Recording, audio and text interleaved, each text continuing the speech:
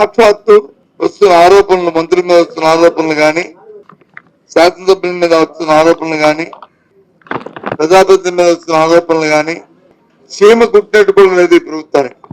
చాలా దురదృష్టం, దుర్మార్గం. ఎంతసేపు కేబినెట్ మీటింగ్ జరిగితే లేదు, లీకులు వస్తే ఏదో వాళ్ళ మీద చర్య తీసుకోమన్నా, ఈయన మీద చర్య తీసుకోమన్నా, వాళ్ళు ఉన్నారు, ఇది ఉన్నారు, ఏంటన్నారు. తీరమ్మ చూస్తే ఎవరి మీద చర్యలు లేవు. మేము అడుగుతున్న చర్యల కంటే ముందు ముఖ్యం పరివర్తన లేదు. కొన్ని ఏదో చెప్పారు, మళ్ళీ మన్నాడు ఆ ఇన్సిడెంట్, ఇంకో ఇన్సిడెంట్ జరగలేదు అన్నాకి ఏదో అయితే చెప్తారో సీరియస్ గా ఉండమని, ఆ మన్నాడు ఇంకో ఇన్సిడెంట్.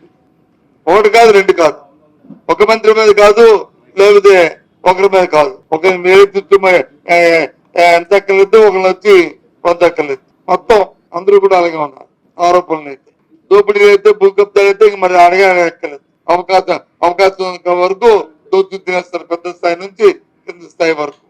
ఉదాహరణలతో కలిపి చెప్తూనే దాని మీద ఎంక్వైరీ లేదు, దాని మీద విచారణ లేదు, ఇలా అనేస్తానంతే, పోతే పోనీ.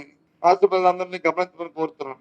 ఈ ప్రభుత్వం తాలూకా వ్యవహార శైలి ఎలాగుందో, పరిపాలన విధానం ఎలాగుందో, ఇంత దుర్మార్గమైన ఆలోచనతో ఈ కార్యక్రమం జరుగుతున్నాయో